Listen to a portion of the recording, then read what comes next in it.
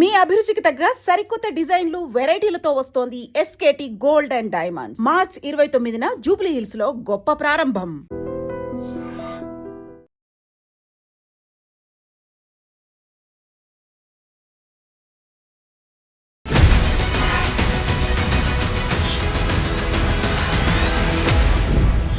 గొడవలు ఇవన్నీ అయిన తర్వాత జైలుకి వెళ్ళి జైలు నుంచి మళ్ళీ పోరాటాలు చేసి చూసుకుందాం తేల్చుకుందాం అని సవాళ్ళు తొడగొట్టి ఇవన్నీ చేసి బయటకు వచ్చిండ్రు. ఈ లైఫ్ ఎట్లుంది, అది ఎట్లుంది, తెలంగాణ మూవ్మెంట్లో అప్పుడు జైలు జీవితం ఎట్లుంది, ఆ ఉద్యమం ఎట్లుంది, ఇవన్నీ అప్పుడేమో అది రాష్ట్ర సాధన కోసం. అప్పటి పరిస్థితులు వేరు. ఇప్పుడు ఏంటంటే మరి కాంగ్రెస్ ప్రభుత్వం కక్ష సాధింపు చర్యలు. బట్ మీరెందుకు అంత తీవ్ర స్థాయిలో గొడవలు చేయాల్సి వచ్చింది? కేతంపల్లి మున్సిపాలిటీలో మాకు 22 వార్డులకు కానీ ప్రజలు 14 వార్డులు మాకు గెలిపించే అవకాశం ఇచ్చారు. కాంగ్రెస్కు కేవలం 7 వార్డులే అవకాశం ఇచ్చారు. సో ప్రజా తీర్పును వాళ్ళు గౌరవించారు. ఇక్కడ మా క్యాంపు మీద అటాక్ చేసి 8 కార్లలో ఇక్కడ నుండి కాంగ్రెస్ వాళ్ళు, 2 కార్లలో పోలీసు వాళ్ళు, ఇతర పార్టీలో ఉన్నటువంటి నాయకుల్ని రాజకీయపరమైనటువంటి ప్రత్యర్థులను చూసినా కానీ వ్యక్తిగత శత్రుత్వాలు ఎన్నో పెట్టుకోలేదు. ఇదే వివేక్ గారు 2014లో నా మీద కాంగ్రెస్ పార్టీ నుంచి పెద్దపల్లి ఎంపీ పోటీ చేసి తర్వాత ఆయన పార్టీలోకి తెచ్చుకొని ప్రభుత్వ సలహాదారు చేశారు. మీరు ఎక్కువ ప్రొవోక్ చేశారనేది, మీ క్యాడర్ని ప్రొవోక్ చేశారు, వాళ్ళ మీద దాడులు జరిగేలా లేకపోతే వాళ్ళ మీద రాళ్ళ దాడి చేసేలా ఇవన్నీ చేసింది మీరే అని కదా? నిజంగానే నాకు దాడి చేయాలనే ఉద్దేశం ఉంటే అదే సందర్భంలో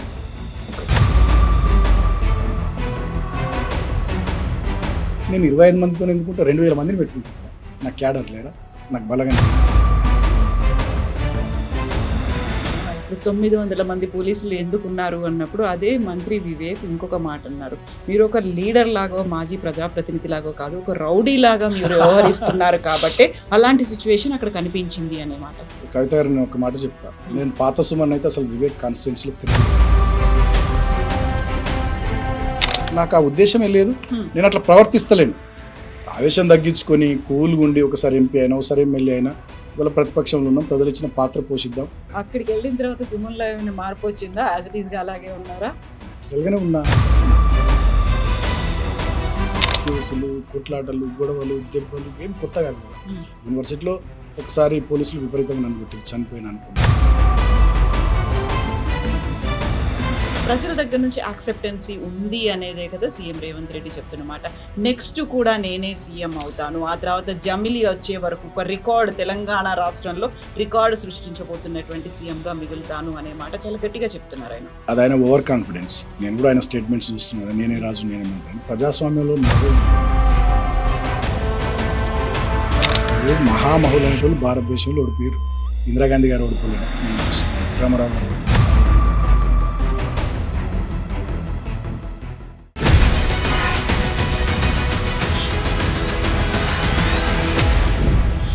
నమస్తే, welcome to I dream inside politics with కవిత. ఈ మధ్యన తెలంగాణలో జరిగినటువంటి మున్సిపల్ ఎన్నికల్లో కీలకంగా మారింది, రాష్ట్ర వ్యాప్తంగా చర్చనీయాంశమైనవి 3 మున్సిపాలిటీలు. అందులో తొర్రూర్, జనగాం, కేతన్పల్లి. కేతన్పల్లిలో ఏం జరిగింది?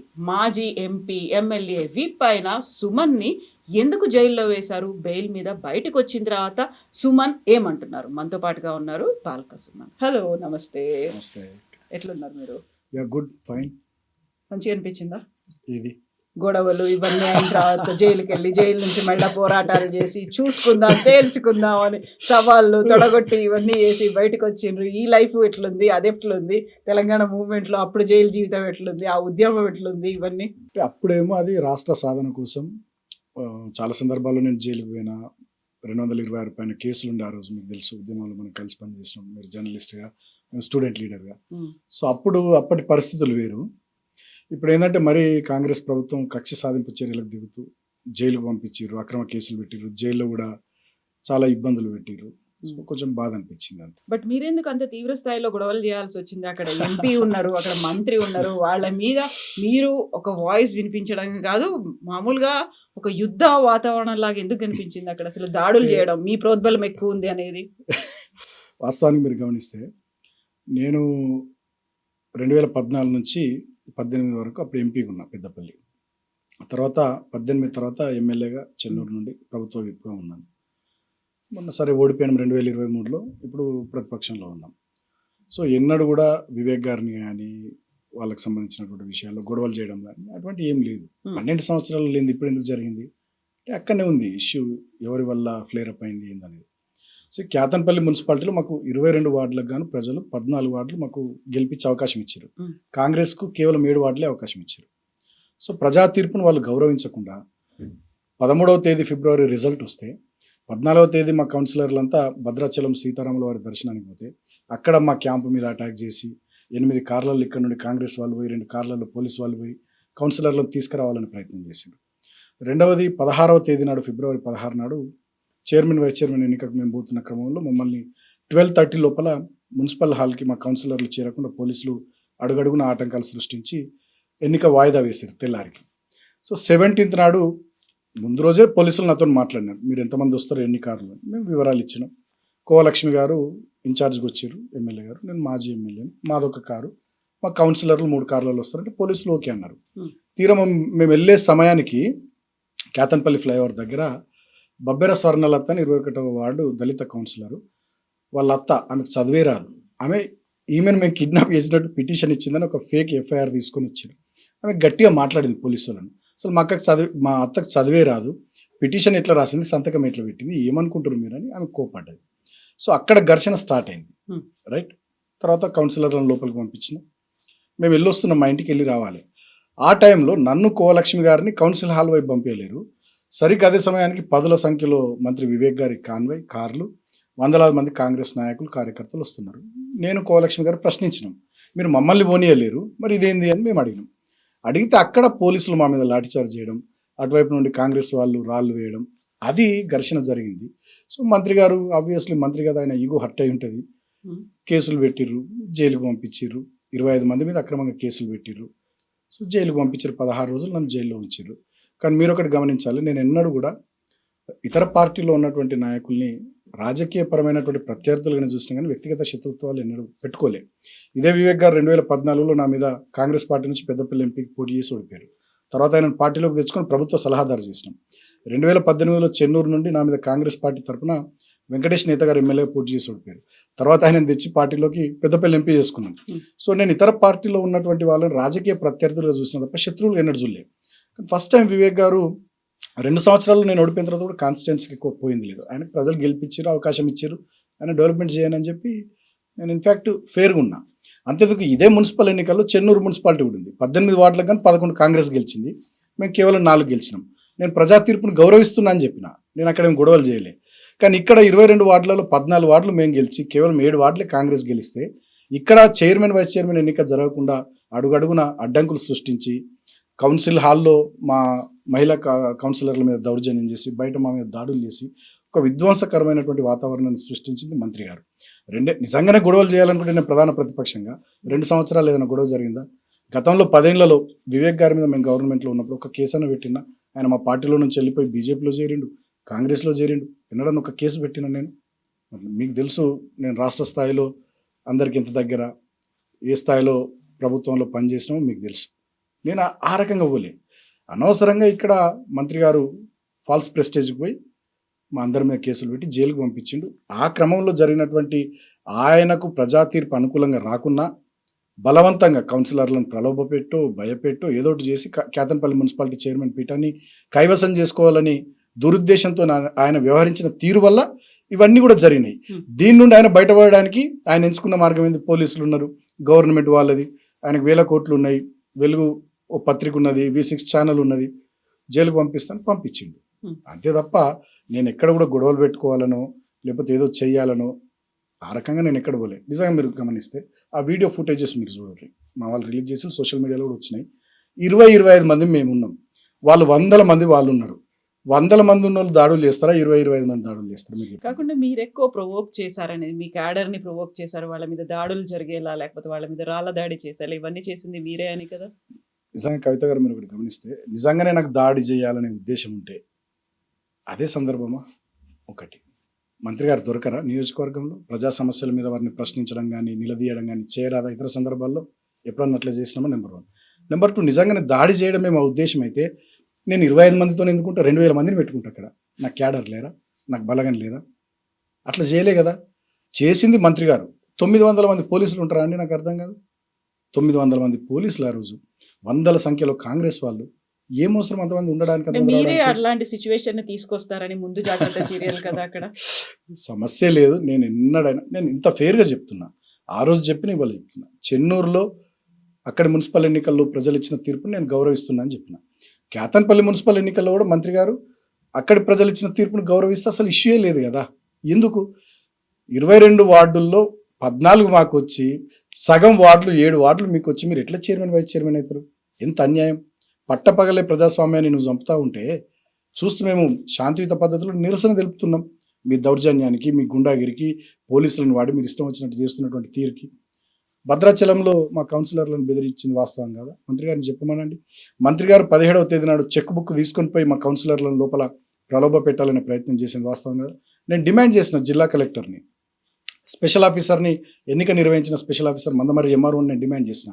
మీకు చిత్తశుద్ధి ఉంటే మీరు ఇద్దరు అక్కడ ఉన్న పోలీసులు, మీరు విశాఖ ఇండస్ట్రీస్ ఎంప్లాయీస్ కాకుండా నిజమైన అధికారులు అయితే ఆ రోజు ఫిబ్రవరి 17వ తేదీ నాడు కేతన్పల్లి మున్సిపల్ హాల్లో కౌన్సిలర్ల ప్రమాణ స్వీకారం, తదనంతరం ఏం జరిగిందనేది ఆ వీడియో ఫుటేజ్ ఉంటుంది కదా, రిలీజ్ చేయండి. నిజంగా మా తప్పు ఉందా, మేము తప్పు చేసినామా, మా కౌన్సిలర్లు తప్పు చేసిరా, మీరు తప్పు చేసారా తెలుస్తుంది కదా. ఇప్పటివరకు వీడియో ఫుటేజ్ రిలీజ్ చేయరు. ఇవాళ జిల్లా అధికారులంతా మంచిర్యాల జిల్లాలో ఐఏఎస్లైనా, ఐపీఎస్లైనా, ఇతర అధికారులు ఎవరైనా వాళ్ళు అధికారుల లెక్క లేరు. విశాఖ ఇండస్ట్రీస్ ఎంప్లాయీస్ లెక్క, వివేక్ గారి గుమాస్తా లెక్క పనిచేస్తున్నారు. 4 సార్లు లాఠీ చార్జ్ చేశారు. 18వ తేదీన నన్ను అరెస్ట్ చేయడానికి వచ్చారు మా ఇంటికి. అక్కడ మా కార్యకర్తల మీద లాఠీ చార్జ్ చేశారు. నన్ను జనరల్ హాస్పిటల్ తీసుకొని పోయారు మంచిర్యాల. అక్కడ ఐబీ చౌరస్తాలో మా కార్యకర్తలు నన్ను చూడడానికి వస్తే అక్కడ 2వ సారి లాఠీ చార్జ్ చేశారు. నన్ను కోర్టుకు తీసుకొని పోయారు మంచిర్యాల. కోర్టు దగ్గర 2 సార్లు మా కార్యకర్తలు అనుకుంటారు కదా, నేను ఒకసారి ఎంపీ, ఓసారి ఎమ్మెల్యే, ఓ కీలకమైన ముఖ్యమైన అంతో ఇంతో నాయకుడిని, నా క్యాడరు, అరే మా నాయకుడిని తీసుకొని పోతుర్రు అనే ఆందోళనతో వస్తారు కదా నన్ను చూడడానికి. కోర్టు దగ్గర 2 సార్లు లాఠీ చార్జ్ చేశారు. ఇంకా దుర్మార్గం ఏంటంటే నన్ను జైలుకు పంపిస్తే పోవాల్సిన రూటు ఆదిలాబాద్ జిల్లా జైలుకు లక్షెట్టిపేట, దండపల్లి, హాజీపూర్, జన్నారం మీదుగా పోవాలి. కేరామీర్ అడవులకి వెళ్ళి తీసుకొని పోయారు. ఏదో నక్సలైట్ని తీసుకొని పోయినట్టు, ఏదో తీవ్రవాదిని తీసుకొని పోయినట్టు అర్ధరాత్రి తీసుకొని పోయి నన్ను ఆదిలాబాద్ జైల్లో ఉంచారు. ఏంది ఇది? ఇంత అవసరం ఏముంది? ఇంత దుర్మార్గంగా ఎందుకు ప్రవర్తించాలి? అధికారం శాశ్వతమా? ఎల్లకాలం మీరేమని సామ్రాజ్యమా? మీరు చక్రవర్తులా? ప్రజలన్నీ గమనిస్తలేరా? సో చాలా దుర్మార్గాలు చేశారు. నేను ఎక్కడ కూడా ఫెయిర్గా ఉన్నా, గొడవలు చేయాలను, దౌర్జన్యం చేయాలను ఆలోచన చేయలే. వాళ్ళ పోలీస్ వాళ్ళ చేతిలో ఉంది, అధికారం వాళ్ళ చేతిలో ఉంది కాబట్టి వాళ్ళు చేస్తూ ఉన్నారు. ఉల్టా మా మీద బురద చల్లుతూ ఉన్నారు ఫేస్ సేవింగ్ కోసం. ఇప్పుడు 900 మంది పోలీసులు ఎందుకు ఉన్నారు అన్నప్పుడు అదే మంత్రి వివేక్ ఇంకొక మాట అన్నారు, మీరు ఒక లీడర్ లాగో, మాజీ ప్రజాప్రతినిధి లాగో కాదు, ఒక రౌడీ లాగా మీరు వ్యవహరిస్తున్నారు కాబట్టి అలాంటి సిచ్యువేషన్ అక్కడ కనిపించింది అనే మాట. కవిత గారు నేను ఒక మాట చెప్తా. నేను పాత సుమన్ అయితే అసలు వివేక్ కాన్స్టిట్యున్సీలో తిరగలేడు. అంటే ఎప్పటి సుమన్? ఉస్మానియా యూనివర్సిటీలో మీరు చూసిన సుమన్ను, తెలంగాణ సమాజం చూసిన సుమన్ అయి గనక నేను ఉండుంటే ఈ సంఘటన జరిగి ఎన్ని రోజులు అవుతుంది, మా వాళ్ళు ఊరికి దూరంగా మా కౌన్సిలర్లు ఎక్కడో ఉన్నారు, మేమంతా చెట్టుకొక్కలం పుట్టకొక్కలం అన్నట్టుగా మేమంతా క్యాడర్ చెల్ల చెదరైనాం, అక్రమంగా కేసులు పెట్టి వేధిస్తూ ఉన్నారు, అయినా అన్నిటినీ మేము భరిస్తూ ఉన్నాం, ఓపిక పడుతూ ఉన్నాం. నిజంగా నేనే పాత సుమన్ అయితే, ఆయన అంటున్నాడు కదా రౌడీ గుండా అది ఇదని, నిజంగా నేనే పాత సుమన్ యూనివర్సిటీలో ఉన్నటువంటి సుమన్ అయితే ఇవాళ మంత్రి తిరగలేడు. కానీ నాకు ఆ ఉద్దేశమే లేదు, నేను అట్లా ప్రవర్తిస్తలేను. ఆవేశం తగ్గించుకొని కూల్గా ఉండి ఒకసారి ఎంపీ అయినా, ఒకసారి ఎమ్మెల్యే అయినా, ఇవాళ ప్రతిపక్షంలో ఉన్నాం, ప్రజలు ఇచ్చిన పాత్ర పోషిద్దాం. సరే మంత్రి గారి చేతిలో అధికారం ఉంది, ఛానల్ ఉంది, పేపర్ ఉంది, 1000 కోట్లు ఉన్నాయి, ఆయన రాజ్యం నడుస్తుంది, నడవని అని చెప్పి నేను ఓపికతో ఉంటున్నా తప్ప, నిజంగా ఓపిక ఎవరికి ఉండాలి మీరు చెప్పండి? సహనం ఎవరికి ఉండాలి? బాధ్యత ఎవరికి ఉండాలి? ప్రభుత్వంలో ఉన్న పెద్దలకు ఉండాలి. ఒక్క మున్సిపాలిటీ కోసం ఆ ప్రాంతాన్ని అంతా రావణ కాష్టంలాగా చేశారు. మా కౌన్సిలర్ భూమగౌడ్ అని ఉంటారు, 11th వార్డు కౌన్సిలర్. సింగరేణి వాళ్ళు 30 సంవత్సరాల నుంచి సింగరేణి ఏరియాలో అక్కడ చాలామంది ఇల్లు కట్టుకుని ఉన్నారు, ఆయన కూడా ఇల్లు కట్టుకున్నారు. ఆయన గొడవలు కొట్టారు, ఆయన ఇల్లు కూలగొట్టే ప్రయత్నం చేశారు. మా మాజీ మంత్రి కొప్పలేశ్వర్ గారు వీళ్ళందరూ పోయి ఆ కుటుంబానికి ధైర్యం చెప్పి అండగా ఉన్నారు. తర్వాత మా సంధ్యారాయణ అనే కౌన్సిలర్ ఉంటారు, ఆమె మీద ఏదో ఎలక్షన్ నాడు మందు దొరికిందని చెప్పి మొన్న ఎలక్షన్ అయిపోయిన తర్వాత మొన్న ఒక ఎక్సైజ్ డిపార్ట్మెంట్ వాళ్ళు కేసు బుక్ చేశారు. ఇందాక నేను చెప్పిన మా బబ్బెర స్వర్ణలత గారు వాళ్ళ అత్తమ్మకు అసలు చదివే రాదు, ఆమె పిటిషన్ రాసిచ్చి సంతకం పెట్టిందని చెప్పి ఒక ఫేక్ ఎఫ్ఐఆర్, ఆ కంప్లైంట్ తీసుకొని ఫేక్ ఎఫ్ఐఆర్ క్రియేట్ చేసి ఆమెను తీసుకొని పోవాలని చూసింది. అంటే ఇంత ఎందుకు అంటున్నాను నేను, ఏం అవసరం? ఒక్క మున్సిపాలిటీ అంత ఫాల్స్ ప్రెస్టేజ్కి మంత్రి గారు ఎందుకు పోవాలి? ఇవాళ నేను ధర్మం కోసం పోరాడుతున్నా. నిజంగా ప్రజలు ఇచ్చిన తీర్పు అది నిలబడాలి. ప్రజాస్వామ్యం పట్టపగలు హత్య చేయబడద్దని నేను ధర్మం వైపున నిలబడ్డా తప్ప నేను రౌడీయిజము గుండాయిజము ఏం చేస్తలేను.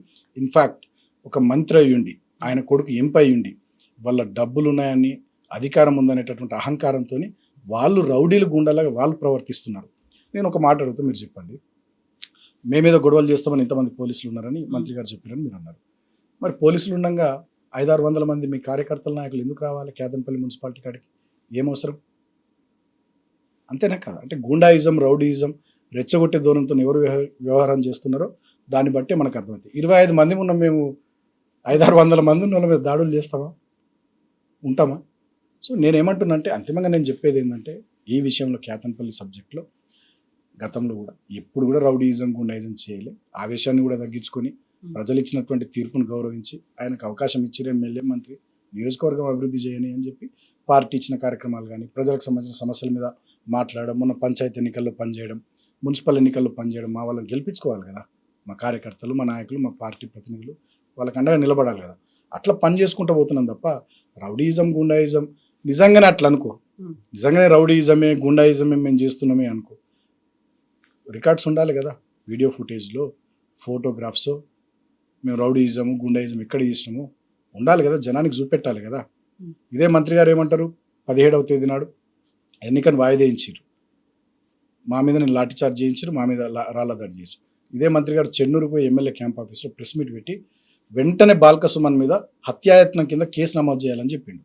వారు చెప్పిర్రు మధ్యాహ్నం 3టికో 4టికో, సాయంత్రం 7టికి నా మీద ఎఫ్ఐఆర్ అయింది, నాతో పాటు ఒక 25 మంది మీద.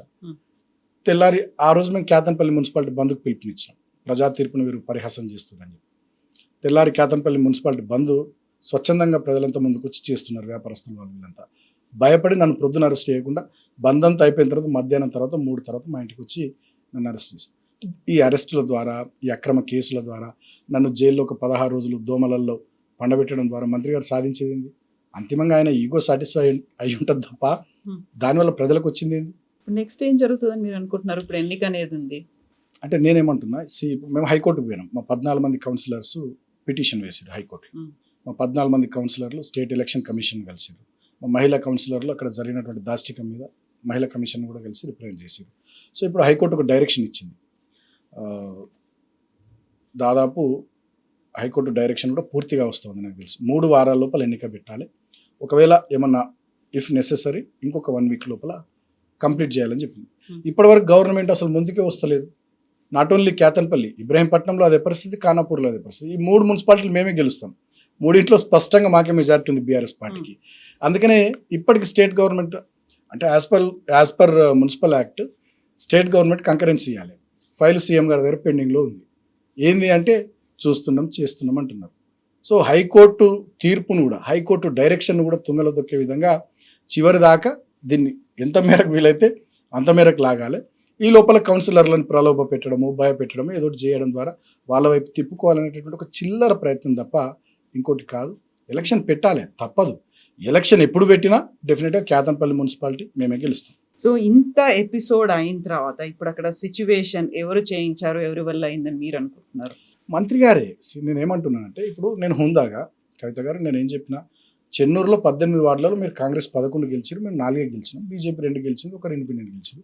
అక్కడ ప్రజలు ఇచ్చినటువంటి తీర్పుని నేను గౌరవిస్తున్నాను అని చెప్పిన. నేనేం బేషజాలకు పోలే. మేము ఒక 8 సీట్లు చాలా తక్కువ సంఖ్యలో ఓడిపోయినాం. 15th వార్డు జస్ట్ 5 ఓట్లతో ఓడిపోయినాం. తర్వాత మిగతా 1st ward, 2nd ward, 3rd ward, 5th ward, తర్వాత ఆల్మోస్ట్ ఆల్ ఇంకొక 2 wards I have to remember. 100 ఓట్ల లోపల 21 ఓట్లు, 44 ఓట్లు, 9వ వార్డు బొడ్డురాజు వాళ్ళ భార్య. సో ఇటువంటివన్నీ కూడా 21 ఓట్లు, 44 ఓట్లు, 52 ఓట్లు, 83 ఓట్లు, ఇట్లా తక్కువ దాంతో ఓడిపోయినాం. అయినా నేనేం బాధపడలే. సరే, గెలుపులు ఓటములు సహజం, రాజకీయాలు ప్రజలు ఇచ్చిన తీర్పును మేము గౌరవిస్తున్నాం. చైర్మన్ వైస్ చైర్మన్ కాంగ్రెస్ వాళ్ళు అవుతారని చెప్పిన. రిజల్ట్ వచ్చిన రోజే, ఏ రోజు February 13th నాడే నేను చెప్పిన. సో అట్లనే కేతన్పల్లిలో 22 వార్డులలో మేము సిపిఐ కలిసి పోటీ చేసినాం. ఇద్దరం కలిసి మేము 14 గెలిచినాం. కాంగ్రెస్ మీరు 7 గెలిచారు, ఒకరు ఇండిపెండెంట్ గెలిచారు. నేను ఎట్లయితే హుందాగా ఒప్పుకున్నానో మీరు కూడా ప్రజా తీర్పును మేము గౌరవిస్తున్నాం, కేతన్పల్లిలో వాళ్ళే చైర్మన్ వైస్ చైర్మన్ అవుతారు అని హుందాగా ఒప్పుకుంటే ఆయనకు గౌరవంగా ఉండేది, అసలు ఏ సమస్య ఉండేది కాదు కదా. లేని చోట సమస్యను సృష్టించి అంటే ఒక రకమైనటువంటి వ్యక్తిగత కక్షల స్థాయికి దీన్ని తీసుకొని పోయింది. సో ఇది మంచిది కాదు తెలంగాణ. నేను రేవంత్ రెడ్డి గారి నుంచి మొదలుకొని వివేక్ గారి దాకా ఇంకా కొంతమంది ఎమ్మెల్యేల ప్రవర్తన, మంత్రుల ప్రవర్తన చూస్తూ ఉన్నా. తెలంగాణలో ఎన్నడూ ఇటువంటి పరిస్థితులు లేవు. ఇది మంచిది కాదు, వాంఛనీయం కాదు. రేపు మా గవర్నమెంట్ వస్తుంది, నేను అడుగుతున్న కవితకు నువ్వు చెప్పు, రేపు మా గవర్నమెంట్ వస్తుంది, మేము ప్రభుత్వాన్ని ఏర్పాటు చేస్తాం. ఇక మేము అభివృద్ధి పక్కకు పెట్టి సంక్షేమం పక్కకు పెట్టి వీళ్ళు వెనకబడుడేనా? ఈ మాట అన్నారు కదా, బిడ్డ మేము ఎవరిని వదిలిపెట్టాం అనే మాట మీరే అన్నారు కదా. ఎవరిని వదిలిపెట్టానని నేను ఐ లవ్ యూ చెప్పిన బయటకు వచ్చినాక. ఎందుకట్లా? ప్రేమ, నన్ను జైలుకు పంపించిందనే ప్రేమతో ఐ లవ్ యూ చెప్పిన తప్ప నేను వదిలిపెట్టమని. ప్రేమిస్తూనే ఉన్నారు అట్లనే? చాలా ప్రేమిస్తా. గవర్నమెంట్ వచ్చినాక ఇంకెక్కువ ప్రేమిస్తా. మీరు చూస్తారు కదా ఎంత ప్రేమిస్తున్నాను. దాన్ని ఎట్లా చూపిస్తారు మీ ప్రేమని? చూపిస్తా, ఫీల్ మై లవ్ అని చెప్పి చూపిస్తా గవర్నమెంట్ వచ్చిన తర్వాత. సో ఫీల్ మై లవ్ అని వెంటబడుతూ మీ ప్రేమను చూపించుకుంటూ వెంటబడాలి అవి ఏంటి. నేను ఏమంటున్నానంటే ఈ రకమైనటువంటి వాతావరణం మీరు ఎందుకు తీసుకొచ్చారు? నేను ఒకటే ప్రశ్న. నేను 2014లో మీరు నా మీద ఓడిపోతే తెచ్చి మిమ్మల్ని ప్రభుత్వ సలహాదారుని చేసుకున్నాం. వెంకటేష్ నేత ఓడిపోతే నా మీద ఎమ్మెల్యేగా తెచ్చి ఎంపీని చేసుకున్నాం. అంటే ఈ రకమైనటువంటి సర్దుకుపోయే ధోరణి, కలుపుకొని పోయే మనస్తత్వం నాకున్నట్టు మీకు ఎందుకు లేదు? మీరు మంత్రి అయినరు, కావాలనుకున్నారు మంత్రి అయినరు, మమ్మల్ని ఓడించాలనుకున్నారు ఓడించిర్రు. సో ఇవాళ మంత్రిగా, ప్రభుత్వ పెద్దగా, ఒక బాధ్యతాయుతమైనటువంటి స్థానంలో ఉన్నటువంటి మీరు ఈ వ్యక్తిగత కక్షల్ని పెంచడం ద్వారా సాధించేది ఏంది? ఇవాళ రామకృష్ణాపూర్లో కానీ, మందమరిలో కానీ, చెన్నూరులో కానీ మా వాళ్ళని చాలామందిని మీరు జైలుకు పంపించారు, కేసులు పెట్టారు. ఎటుపోతుంది? మేము గవర్నమెంట్కి వచ్చిన తర్వాత మా క్యాడర్ ఏమంటారు మీరు చెప్పండి? అన్న ఆ రోజు కేసు పెట్టారు, మనం ఎందుకు ఒప్పుకోవాలంటారు. నేనేం చేయాలి? ఇప్పటి నుంచి అంటున్నారా, అప్పుడే అంటారు అనుకుంటున్నారా? ఇప్పటి నుంచి అంటున్నారు మా వాళ్ళు. ఏమంటున్నారు? అన్న మనం ఊకోవద్దు, రేపు నెక్స్ట్ మన గవర్నమెంట్ వచ్చినాక అంటే అట్లా కాదు కదా, మనం పని చేసుకోవాలని నేను సముదాయిస్తున్నా. ఉంటుంది కదా ఎవరికైనా, అందరం ఉప్పు కారం తింటున్నాం, అందరికి చీము నెత్తులు ఉంటుంది, అందరికి కుటుంబాలు ఉన్నాయి, అందరికీ అభిమానులు ఉన్నారు, బంధువులు ఉన్నారు. 16 రోజులు జైల్లో ఉంటే ఎట్లుంటుంది? ఏమనిపిస్తుంది ఎవరికైనా? అక్రమంగా కేసులు పెట్టి చెట్టుకొకళ్ళు పుట్టకొకళ్ళు పోతే ఏమనిపిస్తుంది ఇళ్లలో? 20 రోజులు 30 రోజులు బయట ఉండి కౌన్సిలర్లు ఎక్కడనో ఊరికి దూరంగా ఉగాది పండుగలు చేసుకుంటూ ఎక్కడనో బతుకుతుంటే ఏమనిపిస్తుంది? అరే మేము గెలిచిన తర్వాత కూడా మా ఊరికి పోలేని పరిస్థితి, ఇంత అన్యాయం ఏందని అనిపిస్తుంది. రేపు మా గవర్నమెంట్ వస్తుంది, మా వాళ్ళు ఏమంటారు? అన్న మనం చూసుకోవాలంటారా అన్నారా? మరి నేనేం చేయాలి అప్పుడు? మీరు చెప్పు.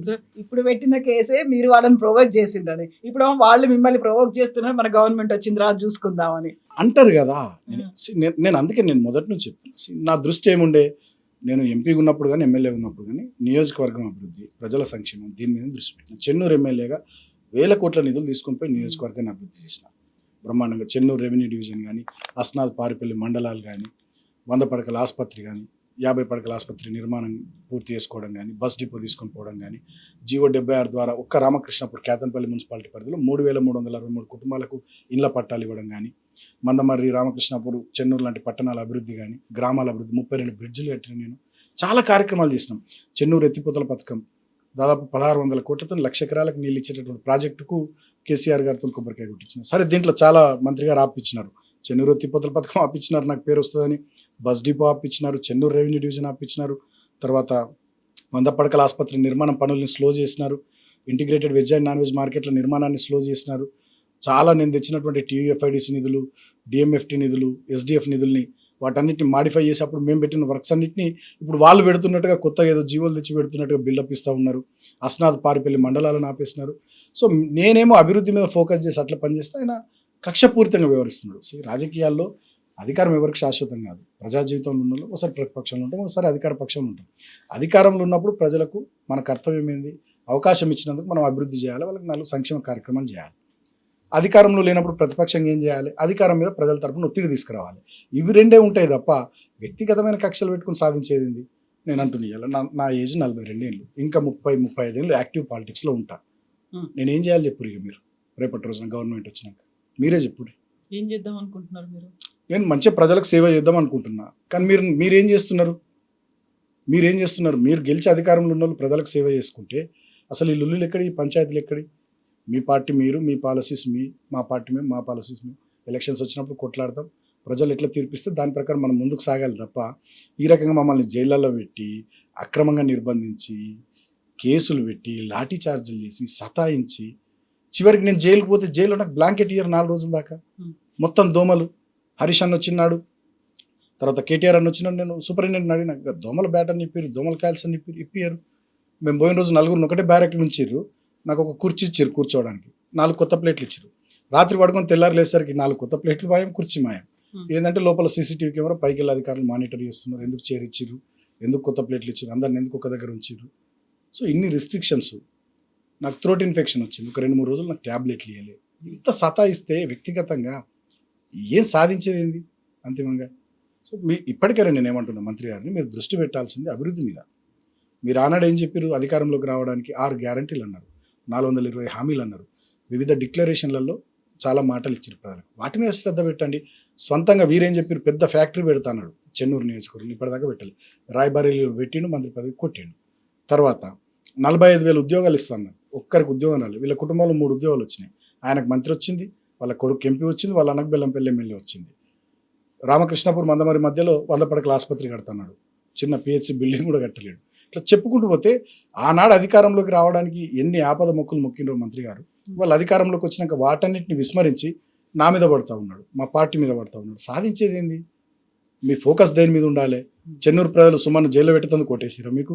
మీరు 45,000 ఉద్యోగాలు ఇస్తామంటే ఓటేసిరు కదా, కరకట్టలు కట్టిస్తామంటే ఓటేసిరు కదా, ముంపు గ్రామాల ప్రజల భూములు కొనిస్తా అంటే కదా మీకు ఓటేసింది, ఫ్యాక్టరీ పెడతా అంటే కదా మీకు ఓటేసింది, అగ్రికల్చర్ మినీ యూనివర్సిటీ పెడతా అంటే మీకు ఓటేసింది, 6 గ్యారంటీలు అంటే ఓటేసిరు, బీసీలకు 42% రిజర్వేషన్లు అంటే ఓటేసారు, కేసీఆర్ దళితులకు 10 లక్షలు ఇస్తుండు, అంబేద్కర్ అభయహస్తం కింద 12 లక్షలు ఇస్తామంటే ఓటేసారు, 5 లక్షలు ప్రతి విద్యార్థికి విద్యా భరోసా కార్డు ఇస్తామంటే ఓటేసారు.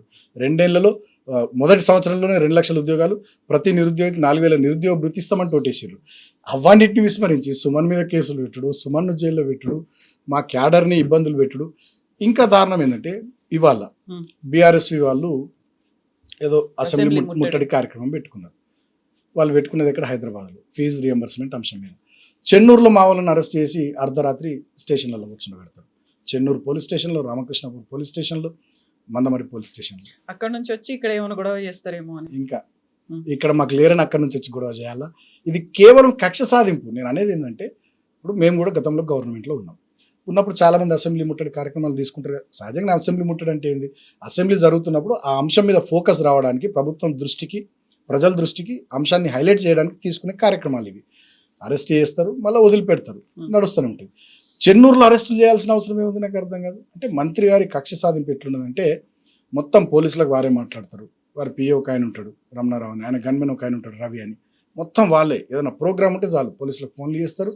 ఇక పోలీసులు అంతా విశాఖ ఇండస్ట్రీస్ ఎంప్లాయీస్, పోలీసులు ఎవరు లేరు, విశాఖ ఇండస్ట్రీస్ ఎంప్లాయీస్, వివేక్ ఇంట్లో గుమస్తలు, జిల్లాధికారులు అంతా. ఈయన ఫోన్ చేయగానే అందరినీ అరెస్టులు చేయడం, లోపలేయడం, ఇబ్బందులు పెట్టడం. అంటే ఈ రకమైనటువంటి ధోరణి మంచిది కాదనేది నా భావన. ఇంతైనా కానీ మీరు వివేక్ని ప్రేమిస్తూనే ఉంటా అన్నారు. ఇంకో మాట ఏంటంటే, నాకు ప్రాణహాని ఉంది అనేది. అంత తీవ్ర స్థాయిలో థ్రెట్ ఉందా మీకు? అంటే వాస్తవానికి ఆ రోజు ఆయన ప్లాన్ చేసింది ఏంటంటే 17th నాకు తర్వాత తెలిసింది, జైల్లో ఉన్నప్పుడు మా మీద దాడి చేయించాలని ఆయన అంతమందిని పిలిపించిండట. అంత అవసరం లేదు కదా, నా మీద దాడి చేయించి, మా క్యాడర్ మీద దాడి చేయించి సాధించేది ఏంది? ఓకే. సో మిమ్మల్ని కలిసిన తర్వాత కేటీఆర్ అన్నటువంటి ఒక మాట బయటికి వచ్చాక, మీరు జైల్లో కలిసిన తర్వాత, గుర్తు పెట్టుకో రేవంత్, మళ్ళీ నిన్ను చిప్పకూడు తినే సమయం ఖచ్చితంగా వస్తుంది అనేటువంటి ఒక మాట అన్నారు రేవంత్ని కేటీఆర్. అంటే మా నాయకునికి నన్ను చూస్తే బాగా అనిపిస్తుంది కదా లోపల. అన్యాయంగా నిజంగా నేనే తప్పు చేసి జైలుకి పోతే వేరు, సంబంధం లేదు కదా. మరి అట్లాంటప్పుడు సరే, మీరు అన్నట్టుగా మేము గెలిచి చూపిస్తాము, లేకుంటే ఏం చేస్తాము చూస్తాము, కానీ మళ్ళీ రేవంత్ని చిప్పకూడు అదంతా అనాల్సిన అవసరం ఏముంది? అంటే మీరు ఇటువంటి దుర్మార్గపూరితమైనటువంటి వైఖరులు ప్రదర్శించుకుంటూ, కక్ష సాధింపు చర్యలకు దిగుతూ, మా నాయకుల్ని, కార్యకర్తల్ని దాడులు చేసి, అక్రమ కేసులు పెట్టి జైళ్ళలో పెడితే రేపు మీకు కూడా ఇదే గతి పడుతుందని చెప్పారు కేటీఆర్ గారు. తప్పేం చెప్పారు?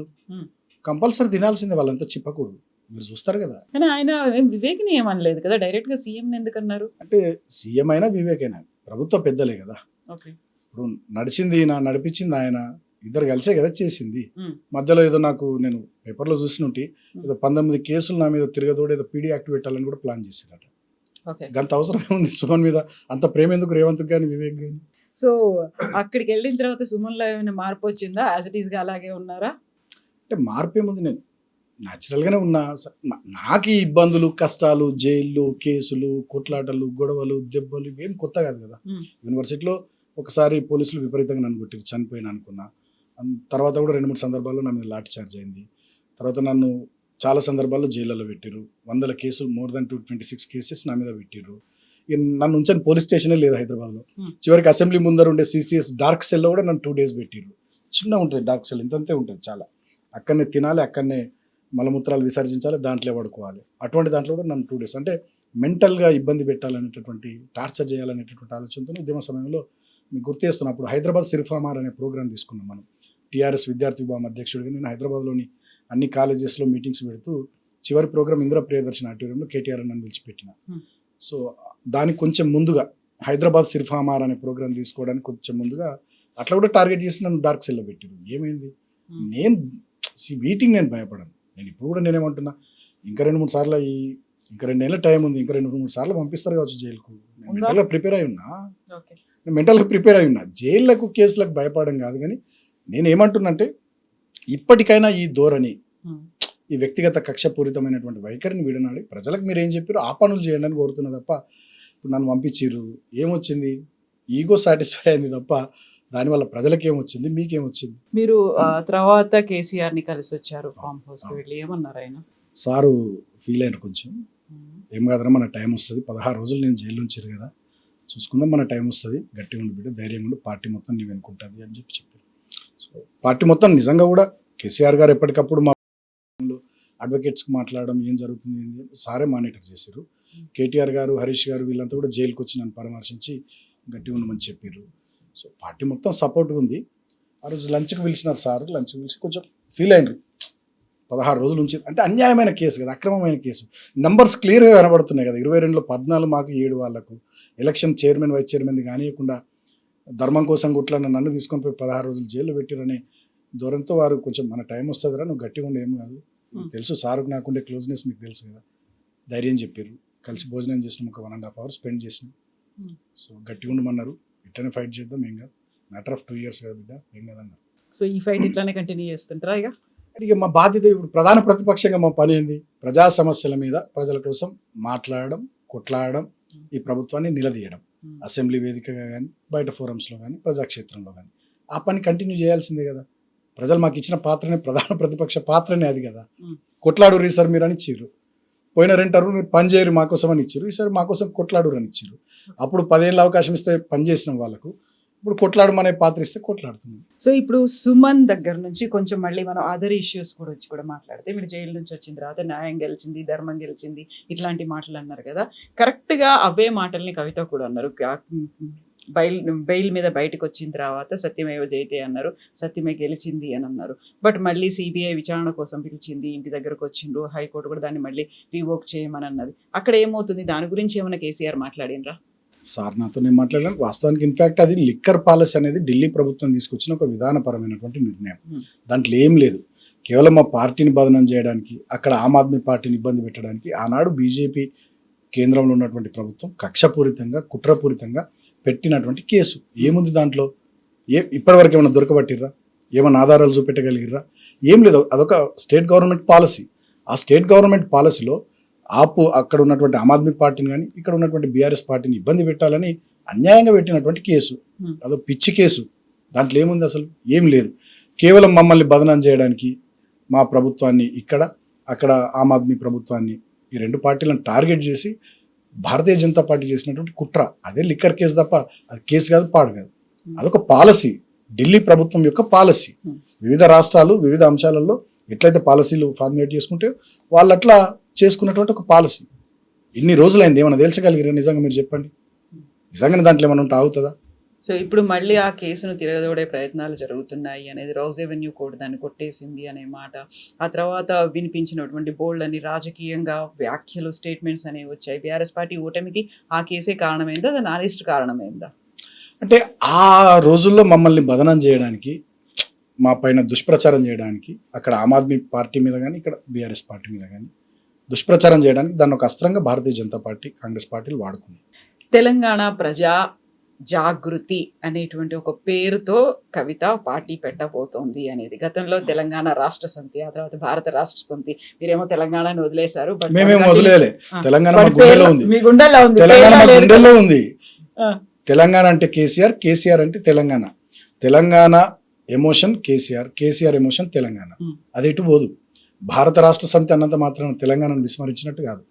ఆనాడు ఉన్నటువంటి పరిస్థితుల్లో ఈ రాష్ట్రంలో అమలవుతున్నటువంటి పథకాలు, ఈ రాష్ట్రంలో జరుగుతున్నటువంటి అభివృద్ధి ఇతర రాష్ట్రాల్లో కూడా కావాలి. అక్కడి ప్రభుత్వాల మీద, అక్కడి పార్టీల మీద ఒత్తిడి తీసుకొని రావడానికి మనం కూడా డెఫినెట్గా అన్ని రాష్ట్రాల్లో వీటన్నిటిని చేయడానికి మనం ముందుకు పోదామని ఒక విధానపరమైనటువంటి నిర్ణయం తీసుకొని తెలంగాణ రాష్ట్ర సమితిని భారత రాష్ట్ర సమితిగా చేసి దేశం కోసం మేము ఆ పని చేసినాం తప్ప మా స్వార్థం కోసం మేము ఆ పని చేయలేదు. ఇన్ఫాక్ట్ నేను ఒక మాట అడుగుతా, మీరు చెప్పండి, ఇదే భారతదేశంలో మనం నీళ్ళ గురించి స్వాతంత్రం రాకముందు నుంచి కొట్లాటలు జరుగుతున్నాయి. మనం మాట్లాడుకుందాం నీళ్ళ గురించి. ఇప్పుడు ముల్లపెరియార్ డ్యామ్ ఉంది, కేరళ ఇతర రాష్ట్రాల మధ్య గొడవ. ఆల్మట్టి ఎత్తుపెంపు ఉంది, కర్ణాటక ఆంధ్రప్రదేశ్ మధ్య గొడవ. కావేరీ నది జలాల పంపకం ఉంది, తమిళనాడు కర్ణాటక మధ్య గొడవ. కానీ ఇదే కేసీఆర్ గారు చాలా తక్కువ సమయంలో ఎగువనున్నటువంటి మహారాష్ట్ర నొప్పించి దిగువనున్నట్టు ఆంధ్రప్రదేశ్ నొప్పించి కాళేశ్వరం ప్రాజెక్టును కట్టారు. భారతదేశ చరిత్రలో ఫస్ట్ టైం, ఇది హిస్టరీ, దీన్ని చాలామంది చెప్తలేరు, చెప్పాలి. ఎగువనున్న ఒక రాష్ట్రం నిర్మించినటువంటి ప్రాజెక్టుకు ఎగువనున్నటువంటి ముఖ్యమంత్రి, దిగువనున్నటువంటి రాష్ట్ర ముఖ్యమంత్రి, మహారాష్ట్ర ముఖ్యమంత్రి దేవేంద్ర ఫడ్నవీస్ గారు, ఆంధ్రప్రదేశ్ ముఖ్యమంత్రి జగన్మోహన్ రెడ్డి గారు ఇద్దరు వచ్చి ప్రాజెక్టు ప్రారంభోత్సవ కార్యక్రమంలో పాల్గొన్నారు. అది రాజనీతిజ్ఞత. ఈ దేశానికి కావాల్సింది చిల్లర రాజకీయాలు కాదు, రాజనీతిజ్ఞత కావాలి. నీళ్లు కావాలి, వ్యవసాయం మంచిగా జరగాలి, రైతన్నలు బాగుపడాలి అనేటటువంటి ఆలోచనతో కేసీఆర్ గారు రికార్డు టైంలో 3 సంవత్సరాల కాలంలో ప్రపంచంలోనే అతిపెద్దదైన multi stage lift irrigation project కాళేశ్వరాన్ని కట్టి ఎగువ రాష్ట్రాన్ని దిగువ రాష్ట్రాన్ని నొప్పించి ప్రారంభోత్సవానికి వాళ్ళని కూడా తీసుకొచ్చారు. సో ఇట్లా అనేక రకాలైనటువంటి ప్రాజెక్టులు కానీ సంక్షేమ కార్యక్రమాలు కానీ దేశమంతా విస్తరించాలి, దేశమంతా తెలవాలి, ప్రచారం జరగాలి. అక్కడ మనం ఏదో అధికారంలోకి వస్తామని కాదు, అక్కడ మనకు 4 సీట్లు వస్తాయని కాదు, భారత రాష్ట్ర సమితి పేరు మీద ఇతర రాష్ట్రాల్లో కూడా ఇక్కడ జరుగుతున్నటువంటి పనిని విస్తృతంగా ప్రచారం చేయడం. ఓ కేసీఆర్ కిట్టు, ఓ కళ్యాణ లక్ష్మి పథకం, ఓ ఆసరా పెన్షన్, ఓ దళిత బంధు పథకం, రైతు బంధు పథకం, రైతు బీమా పథకం, కాళేశ్వరం లాంటి ప్రాజెక్టు, మిషన్ భగీరథ లాంటి ప్రాజెక్టు, వీట కొత్త కలెక్టరేట్లు కానీ కొత్త రెవెన్యూ డివిజన్లు కానీ అంబేద్కర్ గారు చెప్పారు కదా, అధికార వికేంద్రీకరణ ద్వారా సామాన్యుడికి కూడా ప్రభుత్వ ఫలాలు అందుతాయని అంబేద్కర్ గారు ఎప్పుడూ చెప్పారు. సో దాన్ని అనుసరించి మేము చేసినటువంటి అధికార వికేంద్రీకరణ, ఇటువంటి అన్ని విషయాల మీద అన్ని రాష్ట్రాల్లో చర్చలు జరగాలి. అక్కడ అన్ని పార్టీలను అక్కడి ప్రజలు నిలదీయాలి. తెలంగాణలో ఇట్లా అవుతుంది, మా దగ్గర ఎందుకు ఇట్లా చేయరని అందరూ మాట్లాడే పరిస్థితి రావాలి అని చెప్పి కేసీఆర్ గారు తెలంగాణ రాష్ట్ర సమితిని భారత రాష్ట్ర సమితి చేశారు. అంతే తప్ప భారత రాష్ట్ర సమితిగా మేము మారడం వల్ల తెలంగాణను వదులుకున్నాం. భారతదేశంలో తెలంగాణ లేదా? ఇప్పుడు భారతీయ జనతా పార్టీ అంటున్నాం.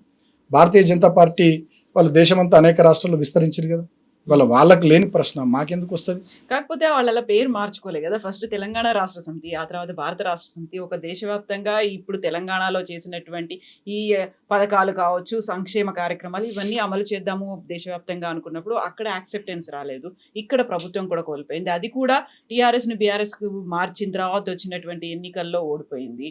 ఇక్కడ ప్రభుత్వం ఓడిపోయింది, ఆ తర్వాత మీరు కూడా పోయారు కదా, అక్కడ ఎంపీగా ఉన్నారు, తర్వాత ఎమ్మెల్యే అయ్యారు, తర్వాత మీ ఓటమి కూడా కారణం. నేను బలంగా చెప్తాను, మా ఓటమికి మేము ఏదో పేరు మార్చుకోవడం కారణం అనేది తప్పు. భారత రాష్ట్ర సమితిగా మేము భారత రాష్ట్ర సమితిగా పేరు మార్చి ఏదో ఇతర రాష్ట్రాల అధికారంలోకి వస్తామనేది కాదు. ఇతర రాష్ట్రాల్లో కూడా చర్చను లేవనెత్తి అక్కడి ప్రజలు, అక్కడి పార్టీలని, అక్కడి ప్రభుత్వాలని నిలదీయాలనేటటువంటిది మా ఉద్దేశం. నెంబర్ 1.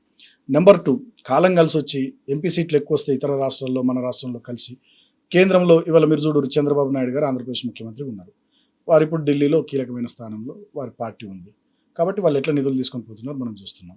ఇతర రాష్ట్రాల్లో కూడా ఇప్పుడు బీహార్ ఉంది, ఎట్లా నిధులు వాళ్ళు తీసుకొని పోతున్నారు మనం చూస్తున్నాం. అట్లనే మనకి ఎంపీలు ఎక్కువ ఉండడం వల్ల భారతదేశ రాజకీయాల్లో మనకు మెరుగైన స్థానం ఉంటుంది, తద్వారా కేంద్ర ప్రభుత్వం నుంచి నిధులు ఎక్కువ తీసుకొని రావచ్చు అనేది ఒక ఆలోచన. రెండోది, భారత రాష్ట్ర సమితిగా మేము మారడం వల్ల ఓడిపోయినాం అనేదాన్ని నేను అస్సలే ఒప్పుకోను. ఎందుకంటే మా రంగు మారలే, గులాబీ రంగు, పార్టీ గుర్తు మారలే, కారు గుర్తు, నాయకుడు మారలే, కేసీఆర్ గారు. సో ఏదో తెలంగాణ నుంచి భారత కాగానే ఇక మొత్తం తెలంగాణ ప్రజలంతా మాకు వ్యతిరేకంగా ఓటేసారు అనడానికి అర్థమే లేదు. నిజంగా అటువంటి పరిస్థితి ఉంటే మేము 1.8% ఓట్ల తేడాతో మేము ఓడిపోము. 119 సీట్లలో 39 సీట్లు మాకు వచ్చినాయి. ఆల్మోస్ట్ 15 సీట్లు చాలా తక్కువ మార్జిన్లో మేము ఓడిపోయినాం. సో ఓటమికి చాలా కారణాలు ఉంటాయి. అప్పటికే 2 టర్ములు మేము పనిచేసినాం, కొంత యాంటీ ఇన్కమెన్స్ ఉంటుంది. భారతీయ జనతా పార్టీ కానీ కాంగ్రెస్ పార్టీ కానీ మా మీద చేసినటువంటి దుష్ప్రచారాలు కానివ్వండి, తర్వాత కాంగ్రెస్ కూడా కొన్ని అంశాలు కలిసి వచ్చినాయి. వాళ్ళు 6 గ్యారంటీలు, 420 హామీలు, డిక్లరేషన్లు, వీళ్ళ ముఖాలను ఇక్కడ ఎవరు నమ్మరని SC ST డిక్లరేషన్ చేవేలలో ఖర్గే గారిని తీసుకొచ్చి చెప్పించారు. కామారెడ్డిలో BC డిక్లరేషను సిద్ధరామయ్య గారిని తీసుకొచ్చి చెప్పించారు. సరూర్ నగర్లో యూత్ డిక్లరేషను ప్రియాంక గాంధీ గారిని తీసుకొచ్చి చెప్పించారు. వరంగల్లో రైతు డిక్లరేషను రాహుల్ గాంధీ గారిని తీసుకొచ్చి చెప్పించారు. అదే కాకుండా మీరు ఇంకా కొన్ని సంఘటనలు గమనిస్తే, సరిగ్గా మన ఎన్నికల 6 నెలల ముందు కర్ణాటకలో కాంగ్రెస్ ప్రభుత్వం వచ్చింది. ఇక్కడ వీళ్ళకి జోష్ వచ్చింది, కొన్ని పైసలు కూడా వచ్చినాయి అక్కడ నుంచి. First thing. Second thing, anti establishment vote రెండు శిబిరాల మధ్య బీజేపీ కాంగ్రెస్ మధ్యలో చీలిపోయి ఉండే. బండి సంజయ్ గారు బీజేపీ ప్రెసిడెంట్ ఉన్నంత వరకు. బండి సంజయ్ గారిని ప్రెసిడెంట్ తీసేసి కిషన్ రెడ్డి గారిని వారు ప్రెసిడెంట్ చేయగానే యాంటీ ఓట్ అంతా వన్ సైడ్ కాంగ్రెస్కు షిఫ్ట్ అయింది. రెండోది. మూడోది, వీళ్ళు 83,000 కోట్ల కాళేశ్వరం ప్రాజెక్టులో 1,00,000 కోట్ల అవినీతి అని ఉదరగొడతా ఉన్నారు 7-8 సంవత్సరాలుగా. సో సరిగ్గా ఎన్నికల సమయంలోనే మేడిగడ్డ కుంగింది. అది కుంగలే. నాకు ఇప్పటికి డౌట్, వీళ్ళు బాంబులు పెట్టి పేల్చేసి ఉంటారు. అంత దుర్మార్గులు వీళ్ళేం మంచోళ్ళేం కాదు కాంగ్రెస్ వాళ్ళు. సో దాన్ని కొంచెం ప్రజలు అరే ఇదేంది అని కొంచెం అటువైపుగా నమ్మినట్టు అనిపించింది కొంత మేరకు. సో ఈ కారణాలు. తర్వాత రెండో టర్మ్లో ఏం జరిగింది, కరోనా 2 దశల్లో కొంత ఇబ్బంది, కొంత అభివృద్ధి కానీ సంక్షేమ కార్యక్రమాలు కానీ అనుకున్నంత స్పీడ్గా పోకపోవడం. కేంద్రంలో ఉన్నటువంటి భారతీయ జనతా పార్టీ 2019లో ఇక్కడ 4 ఎంపీ స్థానాలు గెలవగానే ఇక తెలంగాణలో మనం అధికారంలోకి వచ్చేయచ్చు అనే ఆలోచనతో వాళ్ళు కూడా మమ్మల్ని టార్గెట్ చేయడం, లిక్కర్ కేసు లాంటి దాన్ని పెట్టి మన మీద దుష్ప్రచారం చేయడం, ఇతరత్ర వాళ్ళు కూడా ఫోకస్ చేయడం.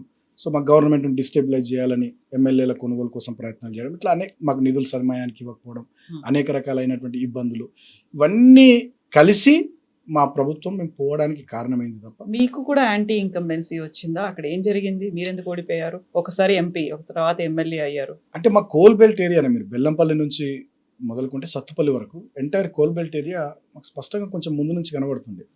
ఒక రకమైనటువంటి ఈసారి చేయికేద్దాం, ఈసారి ఒకసారి కాంగ్రెస్ ను చూద్దాం అనేటటువంటి వాతావరణం కనబడుతుంది. అందుకనే మీకు గుర్తు చేస్తా, నవంబర్ 2023 ఎలక్షన్స్ జరిగినాయి. November 9 nominations filing last date. నేను ఆ రోజు నామినేషన్ ఇస్తాను. నవంబర్ 7 నాడు కేసీఆర్ గారిది మందమరిలో సభ జరిగింది, బహిరంగ సభ. ఆ రోజు నేను ఇన్ఫాక్ట్ కొంచెం గట్టిగా మాట్లాడాను. అసలు మా సార్ ఉన్నప్పుడు నేను ఆ రోజు గట్టిగా మాట్లాడినా. ఎందుకో నాకు కొంచెం తేడా కనబడుతుండే ఆ కోల్ బెల్ట్ ఏరియాలో. సో నేను అన్నా, తెలంగాణ ఇప్పుడిప్పుడే పచ్చబడుతున్నది, ప్రశాంతంగా ఉన్నది.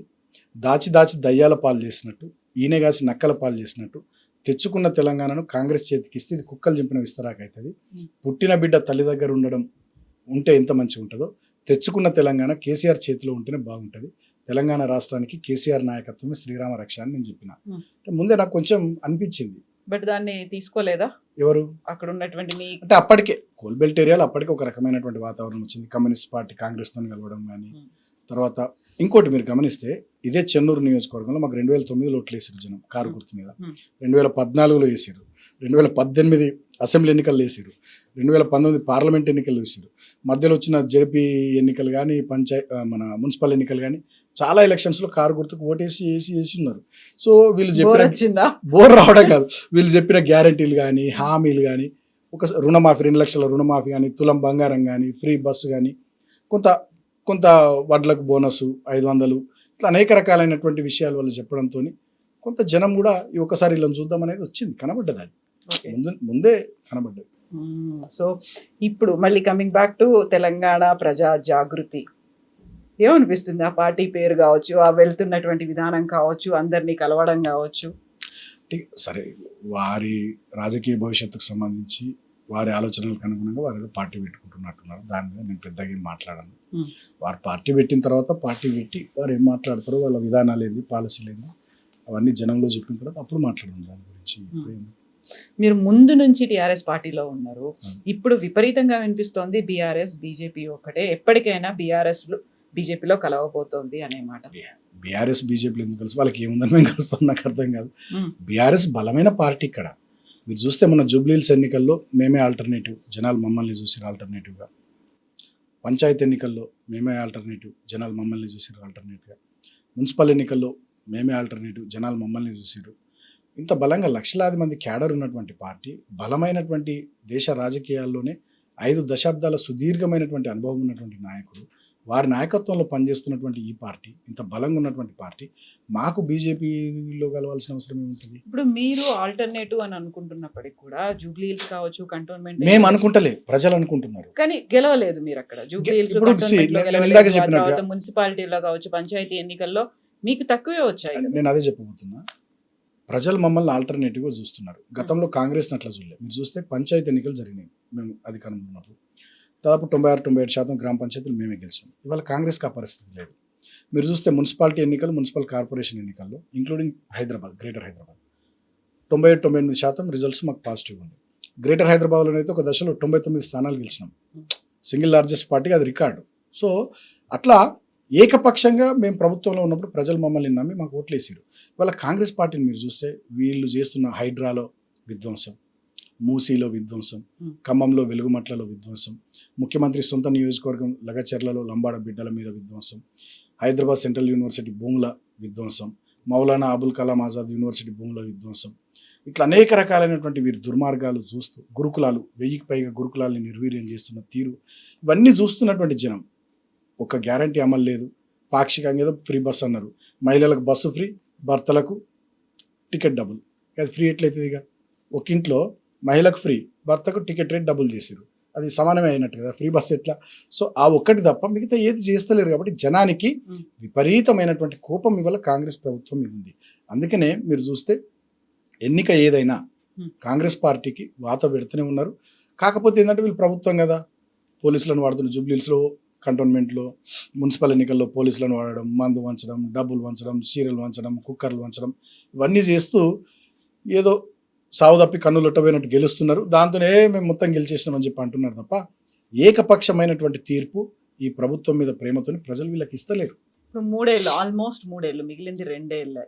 మీరేమో చెప్పేవన్నీ నెగటివ్లు, వాళ్ళకంతా డ్రాబ్యాక్స్ ఉన్నాయి, తప్పులు జరుగుతున్నాయి, లోపాలు ఇవన్నీ ఉన్నాయి అనుకున్నప్పుడు ప్రజల దగ్గర నుంచి యాక్సెప్టెన్సీ ఉంది అనేదే కదా సీఎం రేవంత్ రెడ్డి చెప్తున్నమాట. నెక్స్ట్ కూడా నేనే సీఎం అవుతాను, ఆ తర్వాత జమిలి వచ్చే వరకు ఒక రికార్డ్, తెలంగాణ రాష్ట్రంలో రికార్డు సృష్టించబోతున్నటువంటి సీఎంగా మిగులుతాను అనే మాట చాలా గట్టిగా చెప్తున్నారు ఆయన. అది ఆయన ఓవర్ కాన్ఫిడెన్స్. నేను కూడా ఆయన స్టేట్మెంట్స్ చూస్తున్నాను, నేనే రాజు నేనే మంత్రి. ప్రజాస్వామ్యంలో నడవదు. ఇదేం సామ్రాజ్యంగా తెలంగాణ, ఈయనేం చక్రవర్తి కాదు. ఓ మహామహులు అనేటోళ్ళు భారతదేశంలో ఓడిపోయారు. ఇందిరాగాంధీ గారు ఓడిపోలేరా? మనం చూసినాం. ఎన్ రామారావు గారు ఓడిపోలేరా? మా గవర్నమెంట్ పోలేదా? మేము ఇంకో 2 టర్మ్లు ఉంటాం అనుకున్నాం, మా గవర్నమెంట్ కూడా పోయింది. సో ప్రజాస్వామ్యంలో అంతిమంగా ప్రజలే నిర్ణేతలు. మనమే ఏదో అనుకుంటే నడవదు, అది కుదరదు. Definitely nature will balance everything. వారు అనుకుంటున్నట్టున్నారు.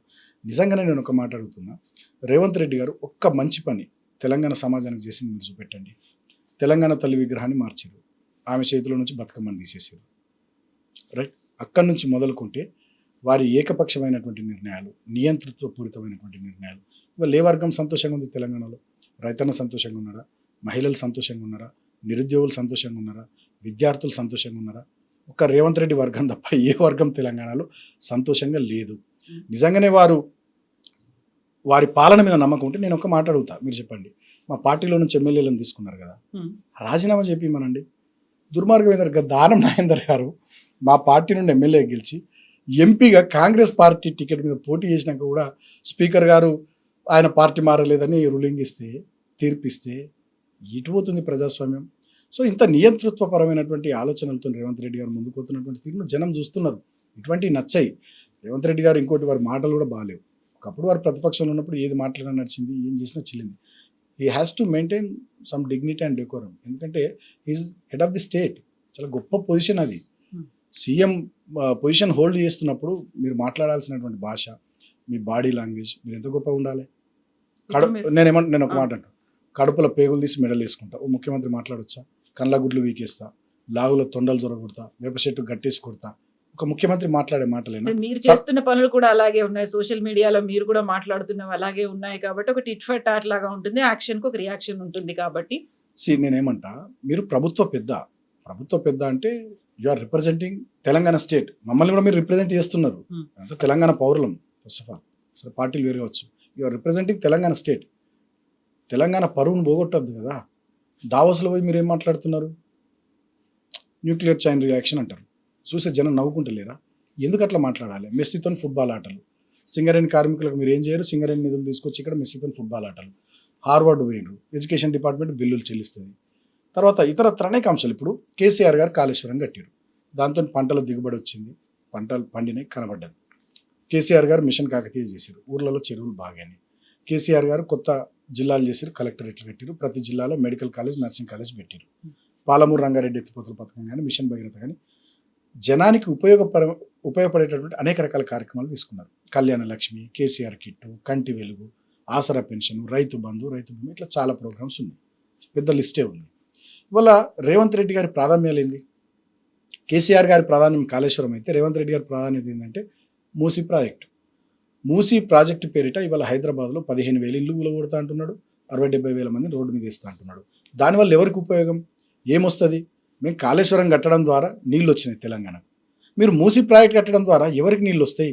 హైదరాబాద్ ప్రజలతో మీరు కన్నీళ్ళు తెప్పిస్తున్నారు. ఫ్యూచర్ సిటీ అంటారు. ఫార్మా సిటీ కోసం తీసుకున్నటువంటి భూమిని ఫ్యూచర్ సిటీ పేరిట పప్పు బిల్లలాగా ఉంచుతున్నారు. ఎవరికి ఫ్యూచర్? ఉన్న హైదరాబాద్కే ఫ్యూచర్ కనబడతలేదు నీ పాలనలో. ఇవాళ లేని ఫ్యూచర్ అక్కడ ఫ్యూచర్ సిటీ ఏరియాకి తీసుకొస్తుంటే ఎట్లా? ఈ వెస్ట్ హైదరాబాద్ పెరగడానికి ఒక 30 ఏళ్ళు పట్టింది. ఆనాడు నేదురుమల్లి జనార్దన్ రెడ్డి గారు సైబర్ టవర్స్కు శంకుస్థాపన చేసి ఈ ఏరియాకు కొంత రూపకల్పన చేసి వచ్చిన ముఖ్యమంత్రుల తర్వాత కొంత ప్రయత్నాలు చేసుకుంటూ కేసీఆర్ గారి నాయకత్వంలో కేటీఆర్ గారు ఐటీ మినిస్టర్ అయినాక ఐటీ ఎక్స్పోర్ట్స్ పెరగడం కానీ, ఈ ఏరియాలో పెద్ద ఎత్తున ఇన్వెస్ట్మెంట్స్ టీఎస్ ఐపాస్ ద్వారా రావడం కానీ, దాంతో వెస్ట్ హైదరాబాద్ బాగా పెరిగింది. ఈ వెస్ట్ హైదరాబాద్ పెరగడానికి 30 ఏళ్ళు పట్టింది. ఇప్పుడు ఆ ఫ్యూచర్ సిటీ అని ఆ ఏరియాకు మీరు దాన్ని ఏదో డెవలప్ చేస్తా అంటే మీ ప్రాధాన్యం ఏంటి? దానివల్ల తెలంగాణ సమాజానికి ఏం లాభం, తెలంగాణ ప్రజలకి ఏం లాభం నేను అడుగుతున్నా. మీ మూసీ ప్రాజెక్టు వల్ల కానీ, మీ ఫ్యూచర్ సిటీ వల్ల కానీ, మీరు తీసుకుంటున్నటువంటి ఈ కార్యక్రమాల వల్ల తెలంగాణకి ఏం లాభం? ఇప్పుడు ప్రాధాన్యాలు, ఈ ప్రాధాన్యతల గురించి మాట్లాడుకున్నప్పుడు పార్టీ ఫిరాయింపుల మీద 10 మంది ఎమ్మెల్యేల మీద మీరు చేస్తున్నటువంటి పోరాటం కంటే కూడా బీజేపీయే చాలా ఎక్కువ చేస్తుంది. ఈ రోజు కూడా హైకోర్టుకి వెళ్ళింది దానం నాగేందర్ గురించి మాట్లాడడానికి. ఎందుకని బీజేపీ దాన్ని అంత సీరియస్గా టేకప్ చేసింది? అంటే మేమైనా ఎవరైనా దాన్ని ఒప్పుకోరు కదా. పార్టీ ఫిరాయింపులను ఎవరైనా ఒప్పుకోవద్దు. నిజానికి రాహుల్ గాంధీ గారు రాజ్యాంగం పట్టుకుని దేశం అంతా తిరుగుతాడు. ఆయన పాంచన్యాయాలు చెప్పిండు. ఎన్నికల మేనిఫెస్టోలో మొన్న పార్లమెంట్ ఎన్నికలప్పుడు కూడా పార్టీ ఫిరాయింపుల్ని నేను ప్రోత్సహించను అన్నాడు. ఒక చేత్తోని గాంధీ మాటలు చెప్తుంటాడు, ఇంకో చేత్తోని గాడ్సే పనులు చేస్తుంటారు రాహుల్ గాంధీ గారు. ఆయననే స్వయంగా ఇక్కడ ప్రభుత్వంలో జరుగుతున్నటువంటి కార్యక్రమాలకు సంబంధించి ఆ మధ్యలో క్యాబినెట్ మొత్తం ఢిల్లీకి పిలిచి రివ్యూ చేశారు. ఒక మాటను మందలించిర్రా? మీరు ఎందుకు తీసుకున్నారా వేరే పార్టీ ఎమ్మెల్యేలను అన్నారా? అంటలేరు. అంటే దీని వెనుక రాహుల్ గాంధీ ఉన్నట్టు కదా మనకు అర్థం కావాల్సింది. సో ఇవాళ ఇటువంటి పనులు జరుగుతున్నప్పుడు, తప్పుడు పనులు జరుగుతున్నప్పుడు మా పార్టీ మేము సుప్రీంకోర్టుకు పోయినాం, స్పీకర్ గారి దగ్గర పోయినాం, హైకోర్టు పోయినాం, సుప్రీంకోర్టు మేము కొట్లాడుతున్నాం. బీజేపీ వాళ్ళు కూడా వాళ్ళు కొట్లాడుతున్నారు. ఇప్పుడు మీరు మీ నియోజకవర్గానికి సంబంధించి వెంకటేష్ నేతను తీసుకొచ్చారు, మీరే బీఆర్ఎస్ లోకి తీసుకొచ్చిండ్రు, ఆ తర్వాత గెలిపించుకున్నారు. ఆ తర్వాత మీ మీద కోపంతోనేనా ఆయన బీజేపీలోకి వెళ్ళిపోయింది? ఏం జరిగింది అక్కడ? మీరే పంపించేసిండ్రా? వెంకటేష్ నాకు మంచి మిత్రుడు, నాకు యూనివర్సిటీలో మేము బ్యాచ్మేట్స్, అట్లేం లేదు. సరే, ఇప్పుడు నేనేమంటున్నా, ఎవరికైనా రాజకీయపరమైనటువంటి ఆలోచనలు, ఆశలు ఉంటాయి.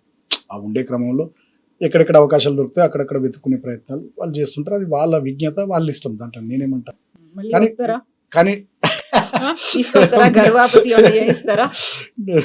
దాని మీద నేనేం మాట్లాడలేను. కానీ నేను ఒక మాట మాత్రం చెప్తాను. నేనేమంటానంటే, ఏదో ఒక భావజాలం, ఏదో ఒక ఆలోచన, ఏదో ఒక ఆశయం, ఎవరో ఒక నాయకుడు నమ్ముకొని, నమ్మిన నాయకుని వెంట నచ్చిన సిద్ధాంతం పట్టుకొని నడిస్తేనే జనంలో మనకు అరే మంచి పని చేస్తున్నారు అనేది ఉంటుంది.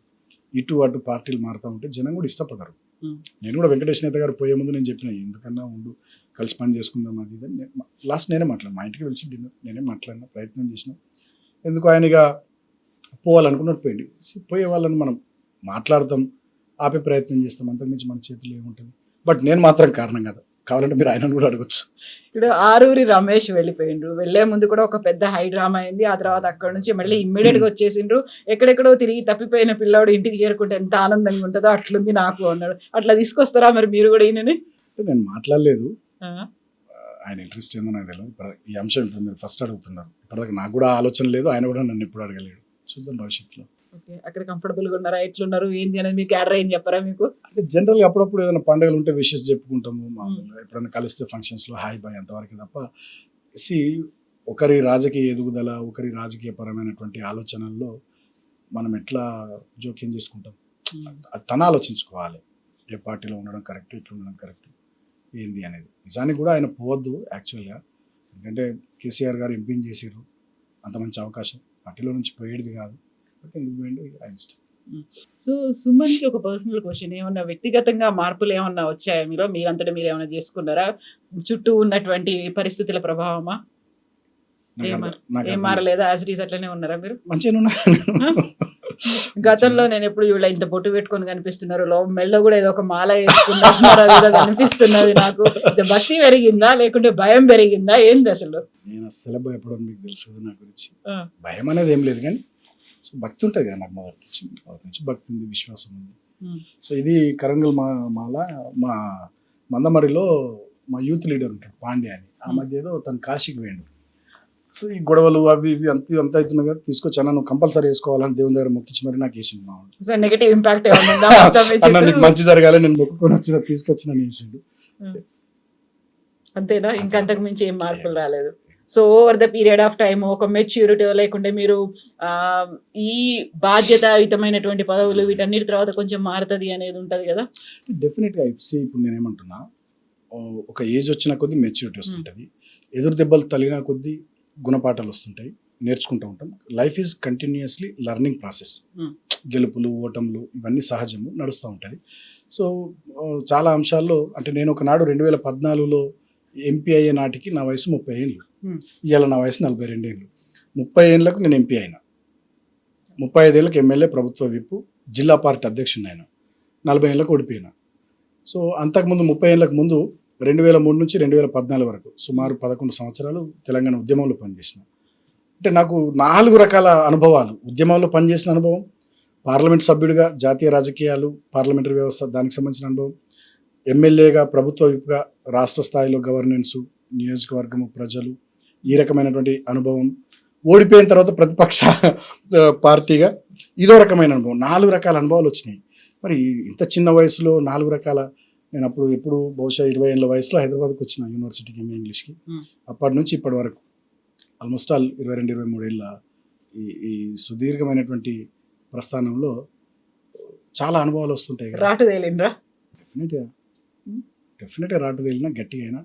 ఒకప్పుడు కొంచెం విమర్శలు అవి వస్తే కొంచెం మనసు నొచ్చుకునేది, ఇప్పుడు దేక్లింగ్ పర్లేదు రాని అంతే కదా. సో అంటే గుండె గట్టిగా అయింది, మనసు కూడా గట్టిగా అయింది.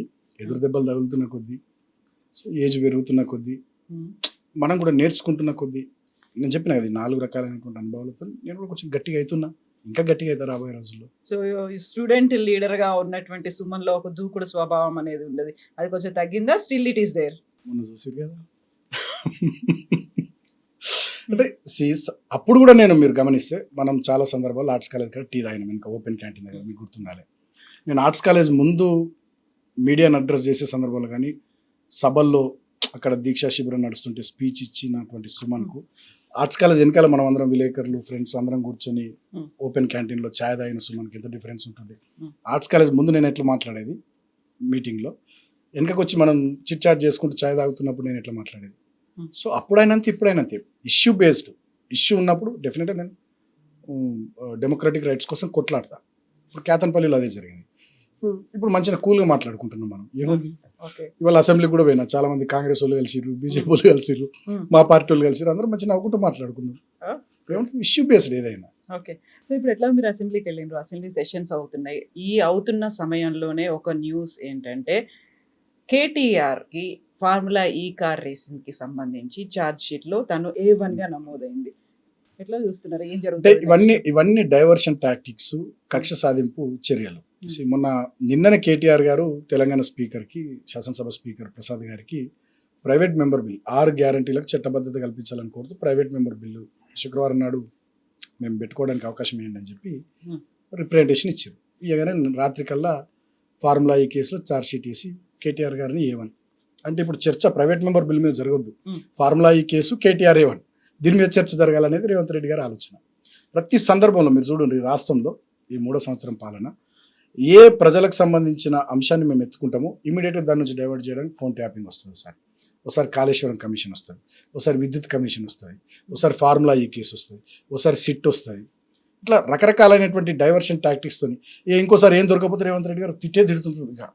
ఇక తిట్లు ఇక ఆయన తిడుతున్నాను మేము తిట్టాలి అంటే ఆ 2-3 రోజులు టీవీలల్లో, పేపర్లలో, సోషల్ మీడియాలో మొత్తం ఈ తిట్ల మీదకి వెళ్ళిన పోవాలి జనం అంతే. కాంగ్రెస్ వాళ్ళు చూసి అబ్బా రేవంత్ నేను తిట్టినని వాళ్ళు అనుకోవాలి, మేము తిడితే మా బీఆర్ఎస్ వాళ్ళు చూసి అబ్బా సుమన్ నేను తిట్టినని మా వాళ్ళు అనుకోవాలి.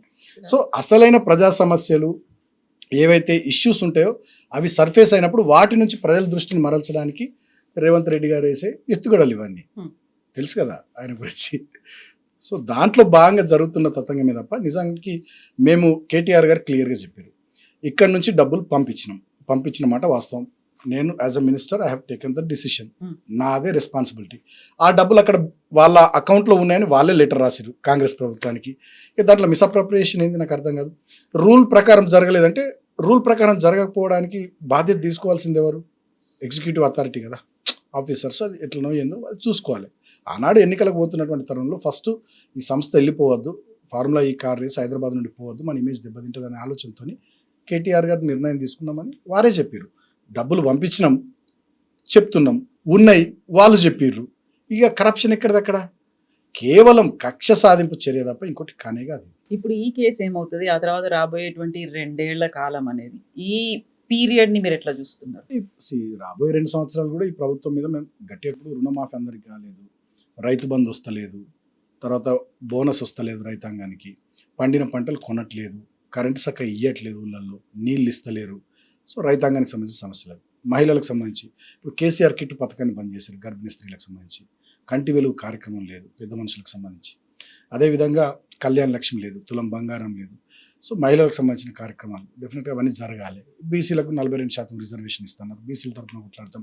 ఎస్సీ ఎస్టీలకు సంబంధించి అనేక హామీలు ఇచ్చారు, ప్రభుత్వ స్థలం ఇచ్చి 6 లక్షలతో ఇల్లు కట్టిస్తామన్నారు. ఎన్ని ఇల్లు కట్టిరు? 3 సంవత్సరాల పాలన వస్తుంది. సో అదే కాకుండా 12 లక్షలు అంబేద్కర్ అభయహస్తం కింద ఇస్తామన్నారు. అది ఇచ్చుడు దేవుడు ఎరుగు. ఇవాళ కేటీఆర్ గారు అసెంబ్లీలో మాట్లాడారు, మీరు చూసే ఉంటారు. అంబేద్కర్ విదేశీ విద్య అనేది, Ambedkar overseas scholarship, abroad wise చదువుకునే దళిత పిల్లలకు 20 లక్షలు ఇస్తుంది ప్రభుత్వం. గతంలో మా ప్రభుత్వం తీసుకున్న నిర్ణయం. ఇవాళ 300 కోట్ల డ్యూస్ ఉన్నాయి, అవి క్లియర్ చేస్తలేరు. ఇవాళ మా బీఆర్ఎస్వి అసెంబ్లీ ముట్టడి కార్యక్రమం తీసుకున్నారు. ఫీజు రియంబర్స్మెంట్ 1000 కోట్ల బకాయిలు ఉన్నాయి, కాలేజీలో మొత్తుకుంటున్నారు, స్టూడెంట్స్ మొత్తుకుంటున్నారు, వాటిని క్లియర్ చేస్తలేరు. సో ఈ ఇష్యూస్ మీద ఇవాళ జాబ్ క్యాలెండర్ అన్నారు, ఉద్యోగాలు లేవు, నిరుద్యోగ భృతి అన్నారు 4000, అది లేదు, విద్యా భరోసా కార్డు అన్నారు. సో విద్యార్థులు నిరుద్యోగులకు సంబంధించిన ఇష్యూస్ మీద, మా సింగరేణి కార్మికులకు వారసత్వ ఉద్యోగాలు మేము తిరిగి తీసుకొచ్చి ఆనాడు 16,500 మందికి మేము 7 సంవత్సరాల కాలంలో ఉద్యోగాలు ఇచ్చినాం. రైట్. పెండింగ్ డిపెండెంట్ ఎంప్లాయ్మెంట్ సమస్య 3,000 పైచిలకు మంది ఇమీడియట్గా పరిష్కరించి, అంటే 20,000 మందికి మా 7 ఏళ్ల పీరియడ్లో కొత్తలకు ఉద్యోగాలు ఇచ్చినాం. ఇవాళ వీళ్ళు వచ్చినాక మెడికల్ బోర్డు పెట్టట్లేదు, ఉద్యోగాలు ఇవ్వట్లేదు. జీవో 76 కింద సింగరేణి ఖాళీ స్థలాలు ఇల్లు కట్టుకున్న వాళ్ళకి పట్టాలు ఇచ్చినాం. ఒక రామకృష్ణపూర్లోనే 3,323 కుటుంబాలకు మేము ఇచ్చినాం, 11 విడతల్లో నేను ఇచ్చిన. ఇవాళ 2,817 మంది డీడీలు కట్టి పెండింగ్ ఉన్నాయి రామకృష్ణపూర్, ఒక్క రామకృష్ణపూర్లో కేతన్పల్లి మున్సిపాలిటీ పరిధిలో 3వ సంవత్సరం పాలన, ఈ ప్రజాపాలనలో ఒక్కరికి పట్టా ఇవ్వలేదు. సో ఇటువంటి అనేక రకాలైన ఇష్యూస్ ఉన్నాయి. రాబోయే 2 ఏళ్ళు డెఫినెట్గా ఈ ప్రభుత్వాన్ని వదిలిపెట్టాం, ఎందుకంటే ఇది 3వ బడ్జెట్. ఈ 3వ బడ్జెట్ తర్వాత వచ్చేది 4వ బడ్జెట్, తర్వాత ఓటాన్ అకౌంట్ బడ్జెట్, అది ఎలక్షన్స్ ముందు పెద్ద లెక్కలోకి రాదు. కాబట్టి ఈ 3వ బడ్జెట్లో వీళ్ళ కేటాయింపులేంది, ఆచరణ ఇంత మేరకు అనేటటువంటి విషయాల్లో డెఫినెట్గా ప్రభుత్వాన్ని అసెంబ్లీలో నిలదీస్తాం, కౌన్సిల్లో నిలదీస్తాం, బయట కూడా ఎండగడతాం. ఖచ్చితంగా అన్ని ఫోరమ్స్ను వాడుకొని ఈ ప్రభుత్వం ప్రజలకు ఇచ్చినటువంటి హామీలు నిలబెట్టుకునే విధంగా మా పోరాటం ప్రధాన ప్రతిపక్షంగా కొనసాగుతుంది. నెక్స్ట్ మేము సుమన్ ఎట్లా చూడొచ్చు? కేసీఆర్ గారు ఎట్లా చూడాలనుకుంటే మీరు అట్లా చూడవచ్చు, అది మన చేతుల్లో లేదు. నాకేమంటే నేను మళ్ళీ చెన్నూరు, ఇప్పుడు నేను బాగా పనిచేసిన, కష్టపడ్డం, సరే ఓడిపోయాను. చెన్నూరా పెద్దపల్లి ఎంపీయా? చెన్నూరే. నాకు ఇంకొక 2-3 టర్మ్లు రాష్ట్ర రాజకీయాల్లో ఉండాలన్నది. నా ఏజ్ ఇప్పుడు 42.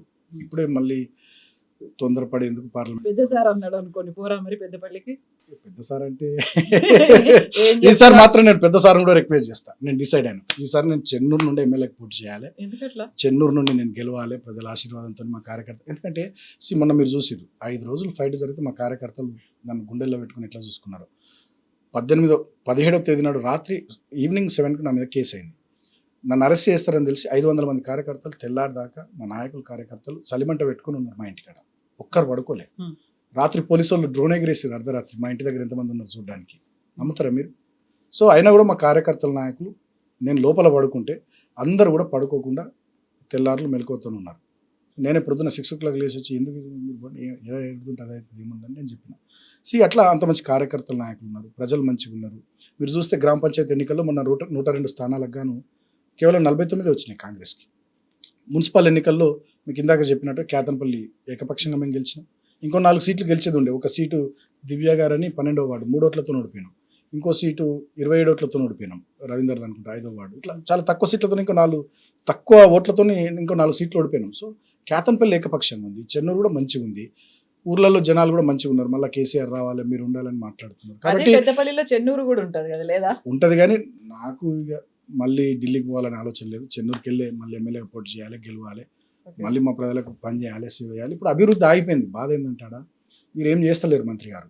మళ్ళీ నేను మా వాళ్ళ మా వాళ్ళతో మాట్లాడుకోవాలి, తిరగాలి, చేయాలి, గెలవాలి, మళ్ళీ ఆగిపోయినటువంటి అభివృద్ధిని పట్టాలకు ఎక్కియాలి, బాగా పనిచేయాలనేటటువంటిది నా ఆలోచన. సో మీకేం డౌట్ అవసరం లేదు, రాష్ట్ర రాజకీయాల్లోనే ఉంటే ఇంకో 2-3 టర్ములు మళ్ళీ చెన్నూరు నుండే పోటీ చేస్తా. ఈసారి మా సార్ నన్ను ఎటన్నా పొమ్మంటే రిక్వెస్ట్ చేసుకుంటా, సార్ ఎటు పోవద్దు, చెన్నూరుకి వెళ్ళి చేస్తా అని. ఓకే, యాక్సెప్ట్ చేస్తారా రిక్వెస్ట్ ని? చూద్దాం, చేస్తాను. అంటే మోస్ట్లీ చెన్నూరుకి వెళ్ళి చేస్తాను. ఓకే, ఎందుకంటే నేను ఇప్పుడు జిల్లా పార్టీ అధ్యక్షుని కూడా కదా, అక్కడ మంచిర్యాల జిల్లా పార్టీ అధ్యక్షుని కూడా. మోస్ట్లీ చెన్నూరు నుండే చేస్తాను next. So there is a long way to go definitely కదా. Definitely. Thank you so much. మీరు అనుకున్నట్టుగా 30-35 years అన్నారు కాబట్టి thank you. Thank you best wishes. Thank you.